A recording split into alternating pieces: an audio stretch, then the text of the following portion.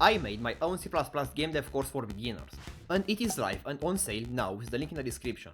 All you need is beginner to intermediate C++ experience, and from there, we make together a Terraria-like game with 6.5 hours of carefully planned and edited video content, with over 50 challenges, and extras like quizzes, cheat sheets, and a ton of assets for you to work on the game.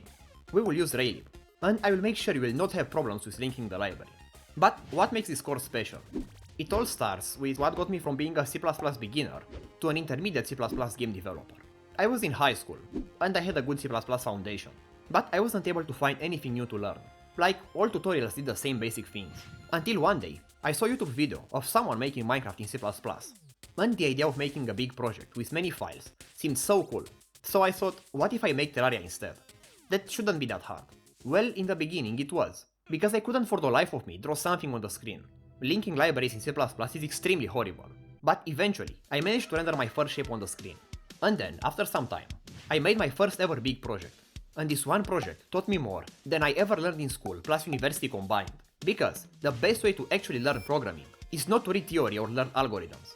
I don't even use those, but it is to make a big project, bigger than any project you have ever made before.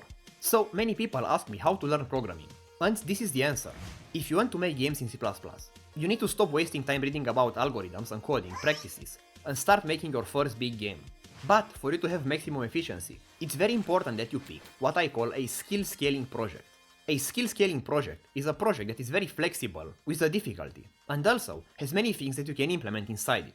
For example, implementing a snake game is not a skill scaling project because it's very easy to do and there is not really any difficult feature you can add to it. Making a 3D game is probably not a skill scaling project either, because it has too many hard things for your current level. Terraria, however, happens to be probably the best skill scaling project there is, because it's extremely simple to start working with. You just need to display some blocks on the screen, but then there are so many features you can add to it, with hard ones like collisions and easy ones like camera movement, that no matter what your current skill level is, you will find something just hard enough for you to do and learn something new. And I know it still might sound scary, like what library do I choose, or how do I link it? What if the start seems to go well, but as the game becomes complex, the logic falls apart, and I can't progress on it anymore and I have to rewrite it from scratch? This is where this course comes in. I'm going to hold your hand and explain you in detail how to get from here to here in 6.5 hours of carefully edited video material, so that you only need basic to intermediate C++ experience to follow this course. And then, as I guide you through making this game, I've got more than 50 challenges for you, at all possible difficulties, so that no matter what your level is, you will have things to work on your own to actually level up in coding. Most courses just show you how to do something, but this course is designed so that you have to evolve and build many parts of this project on your own, while I guide you through writing the core structure of it. And besides coding the game, you will see hands-on what are the programming practices that I personally use to make my games. What you see in this course is what I have learned after almost 10 years of making games in C++. Things that almost all people get wrong in this topic, and all of them I have actually used to make a Steam game and other super cool C++ projects. So I will show you how to make a solid project structure and how to properly architecture it, and also the right mentality to have so that your project will remain sturdy as you add more stuff on top of it and it won't fall apart. After you finish these lessons, I provide resources and ideas for you to continue on your own. So if you actually spend the time to do the challenges on your own and properly work on this project, you will actually get more like a month of coding out of these 6.5 hours of video content, because almost all the lessons have a challenge, with some bigger ones that you can spend days on them if you want. And after you finish the course, with the resources I give you, you can continue on your own for even an entire year, because it truly is a skill scaling project.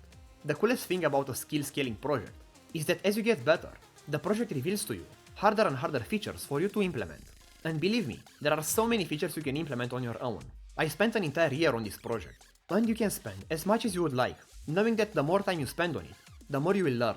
And I included many bonuses that are important, like how to use Git, how I search for assets, and how to edit them, where to learn about shipping the game on Steam, and other details that I learned over many years. So let's take a look over what you will learn. We start with setting up the project with a full standalone CMake tutorial. I know you can't wait to start coding the game, not spend more time linking, so that's why you actually have the option to do this step later, and just use the project already configured by me. Many people don't like CMake, but I found ways to fix all the problems that it has, and all those people simply don't know about them. So even if you decide to skip this CMake step, be sure to return to it later. Next I have a basic Git tutorial that you can also skip But I really recommend you use this opportunity to easily learn Git if you haven't already. I made it super simple, and you also get a cheat sheet with the basic commands that you need. Next we start working on the game. I introduce you to Raylib, how a window works, and how a game works.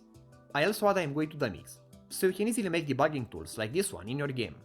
Then I spend some time talking about how I architecture my games, and some coding practices that I use and you should know about, some specifically for game development. My favorite part is when we get into the procedural word generator, that honestly could be a tutorial on its own. I spend like 20 minutes talking only about the random numbers and Perlin noise theory, and I also included a cheat sheet and many challenges. I have spent so much time working at procedural word generation systems, and these lessons will give you almost all the things I know about this topic. At the end, you'll have as a challenge to make the word generator as good as you can, and you can share your results with other students on my Discord. With the knowledge I give you, if you spend enough time working on this system, you can get it close to how cool the Terraria world generator is. Next we implement physics and entities. Collisions was the thing I struggled most with when I first made this project in high school, so I made sure to explain these concepts as well as possible. And you also get a basic game dev math tutorial with a quiz and a cheat sheet. I have made many games over the years, so I place the knowledge I have into how to design the entity system for the game for a beginner. Next I show you other systems, like how I implement the sound and music system, the setting system, but very importantly, I show you how to properly save data for games to prevent corrupt save files and losing save files, while also allowing newer versions of your game to load older save files. And finally, I show you how I do UI for my C++ games. UI is a horrible topic, but I managed to find some ways to make it nice to use. I know you can learn all of these things by yourself for free, as I did in my 10 years of experience, but you can get my experience without the painful trial and error part today by joining my course. And if you are still not sure, you can actually preview these first lessons for free, and you can even request Udemy a refund if you don't like the content.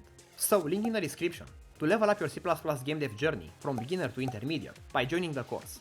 See you there!